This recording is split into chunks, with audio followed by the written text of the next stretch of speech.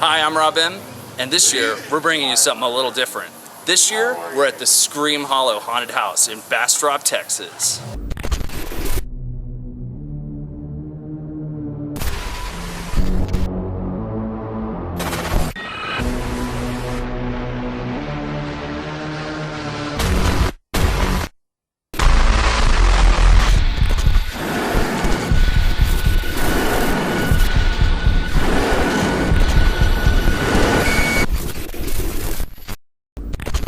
See, what's really cool about this place is it's truly out in the middle of nowhere in Bastrop, Texas. So, I mean, like, you go down this creepy road over here and then you end up over here and all the haunts are in the woods over there. It's pretty badass. This year we got House of Torment alumni Turbo and Domo coming with us to Scream Hollow. I hear this place gets pretty interesting after the sun goes down. Oh, once dusk arrives, many ghouls, goblins, demons, and zombies of the like arrive and emerge to take many things from you, child. Jeez, I got. Oh, I'm spooked. We gotta keep our eyes peeled. So one thing that's really to love about this place is just like how much care and effort's gone into the creation of this place. As you can see, they've got like a really cool commons area with a fire right here, and they've got a cafe over here. Gift shop. A gift shop over here that's supposed to have all kinds of crazy, spooky, haunted things in it, and a bar over here. To top it all off, they've got these autopsy tables right here as the tables you eat off of. It's pretty spooky. You thought you could get away with it. My birthday present. Your birthday present? The sweet release of death. Spiders like to live up inside there. Oh, hell yeah. You're gonna get a tasty spider up in your mouth. Oh.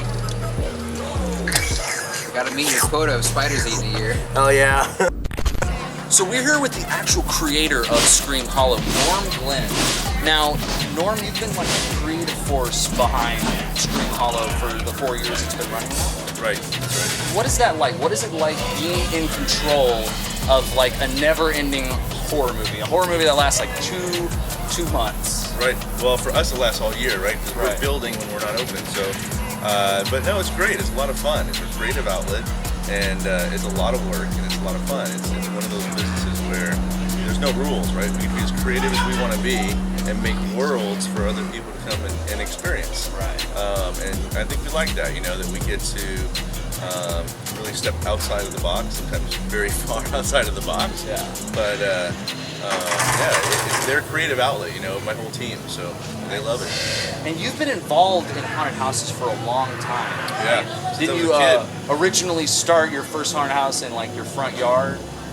It's kind of odd. I started my first haunted house in a basement of a house in Connecticut. Really? And it was actually me and my brother turned the whole basement into a haunted house for Girl Scout troops. And we just got hooked on it at that point. But that was 15.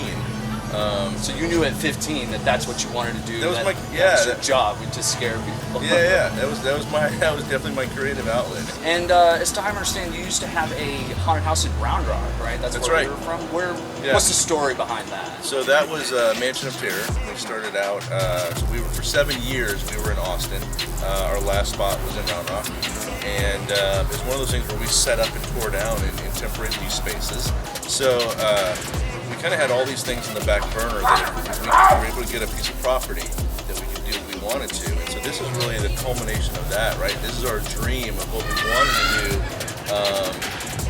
in a lease space, but now we get to do it where we're in the woods, right? We have 20 buildings in the woods rather than being in a lease space where there's like a Taco Cabana in the parking lot, Right, yeah. stuff like that. So out here, it's a whole different level of experience with a haunted house because you have to drive down the creek road to get here, Right. and we control all the lighting, so Yeah. it's complete darkness if we don't light it. And we have the advantage of having a forest, so Right, yeah, that adds like so much to the atmosphere. Oh, yeah. You can really tell. Speaking of like kind of this place and this haunted house that we're standing in front of right here, the Slaughterhouse, it's new, is it not? That's right. So yeah, this was our biggest build yet. So it's 20 feet tall, about 64 feet wide, and we wanted something that was pretty intimidating. So we try to repurpose really old stuff, and whenever we can. So a lot of haunted houses will kind of try to recreate something out of foam and wood and whatnot, because we don't have those restrictions out here. We try to use real things to make this. That's from a real slaughterhouse. Right. So Oh yeah. it's yeah. So the attention to detail and the realism is we love. We have our own molding and casting facility set up. So we actually made this. Yeah, put taxidermied eyes in her. What? Really? And That's yeah, crazy. So she's done off of a life cast, and she's actually got her spine sticking out. Wow. And so we do. Yeah, we do a lot of our own props now. So to close this out here, final question for you. What would you say to somebody who's kind of on the fence, maybe too scared or never been to a haunted house before? Sure. So one thing we have is an entire population of parents who will bring their teenagers out to come to the haunted house, or like fraternities and sororities that come out, and some of them don't like haunted houses but love Halloween. They hang out in our common area because nobody scares them there. They get to go to the bar, they get to listen to live music, they get to eat, and they're still with their friends that are going through the haunted houses. And they get to talk to them and watch them get scared. So there's something for everybody, which is nice. They don't technically have to go to the haunted houses. Scream Hollow has 4 haunted houses, but I'll let the terrors themselves introduce you to them.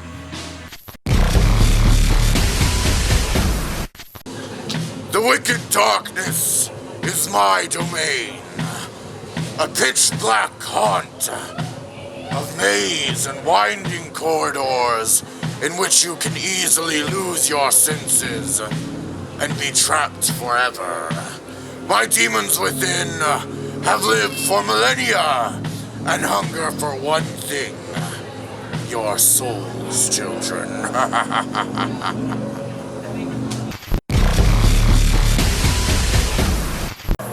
The Mansion of Terror is, well, some call it a church, some call it an orphanage. I just call it home.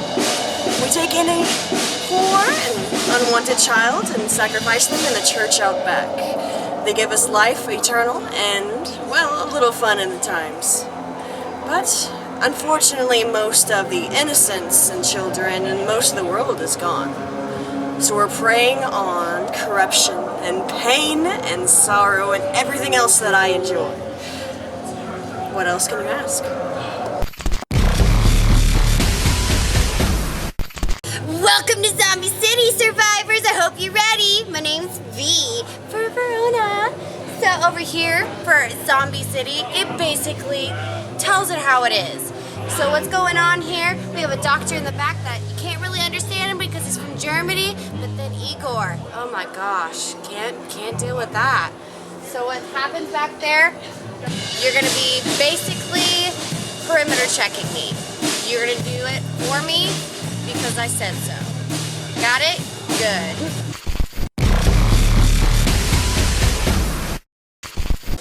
This is the Slaughterhouse. This is our home after we took over from the land that the clowns stole. As you see, if you look around here, you got the remains of them all over the place. And boy, do they taste good. This home is ran by Papa Virgil. He's the leader of the entire family. I'm Mangled. I'm the baby of the family. Everybody in the family, we like to eat meat normal people don't like. We like to eat each other. It just tastes a whole lot better. So we just got out of all 4 different haunts. There was the Mansion of Terror, the Maze of Darkness, the Slaughterhouse, and then Zombie City.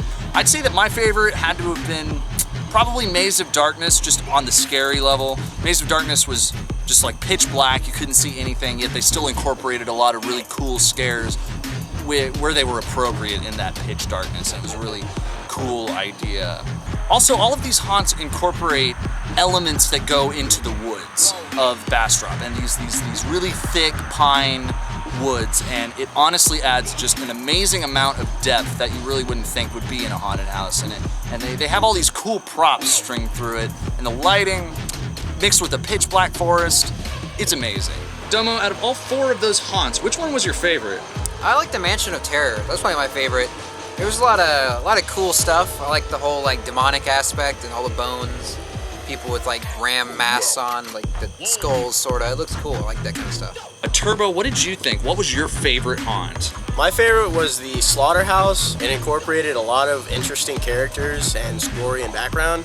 However, every single one of the haunts that we saw tonight had a background story that brought you into it and made you a part of it. That's what I really liked about this. So Scream Hollow also has this really cool gift shop with all these like haunted things throughout them. A lot of cool stuff to look at. This is a good example of it. It's an organ that was used on set in many westerns in 1905, and it was just everybody who used it would end up having a fatal incident and end up dying, so they ended up just selling it off. This is the organ? Yeah. As we said earlier, this Scream Hollow location is actually only a couple miles away from where they filmed the original Texas Chainsaw Massacre. And speaking of which, we have this cool prop right here that was actually used in the Texas Chainsaw Massacre.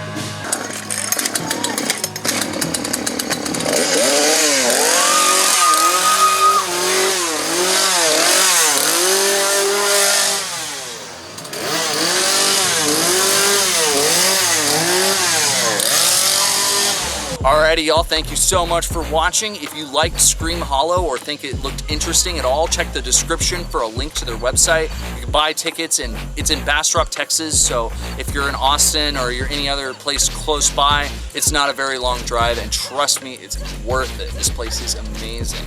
Also, another thing to note is that all the people that work here are pretty much volunteers, and all the materials they use to build this place are donations of kind of wood or scrap or things like that. So if you want to work here and you think that sounds cool, or you want to like donate or contribute to this amazing haunted house experience, go check out that link in the description. Thank y'all so much for watching, and we'll see y'all next year. Okay, let's try something different.